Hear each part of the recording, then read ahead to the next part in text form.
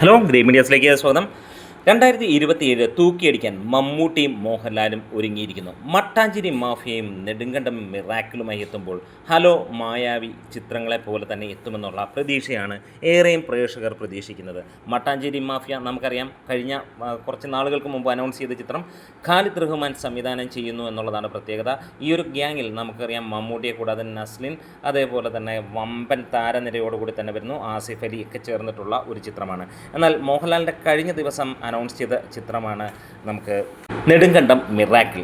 ദിലീഷ് പോത്തൻ സംവിധാനം ചെയ്യുന്ന ചിത്രത്തിലും വമ്പൻ താരനിര തന്നെയാണ് ഒരുങ്ങുന്നത്. മോഹൻലാലിനൊപ്പം തന്നെ നമുക്ക് കാണാൻ കഴിയുന്നു ആസിഫ് അലി കോമൺ ഫാക്ടറായി 2 സിനിമകളിലും ഉണ്ടാകുമെന്നുള്ളത്. എന്തായാലും 2 സിനിമകളും ഏറെ പ്രതീക്ഷയോടെ തന്നെയാണ് ആളുകൾ കാത്തിരിക്കുന്നത്.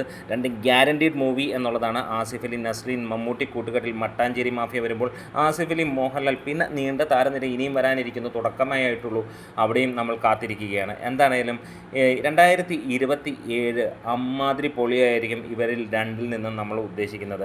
എന്തായാലും ഇങ്ങനെ ഒരു സിനിമയ്ക്ക് വേണ്ടി കാത്തിരിക്കുകയായിരുന്നു. മട്ടാഞ്ചേരി മാഫിയ ഗംഭീരമായിരിക്കും, അതുപോലെ തന്നെ ഈ ഒരു സിനിമയും അതിഗംഭീരമായിരിക്കും എന്നുള്ളതിന് സംശയങ്ങളൊന്നുമില്ല.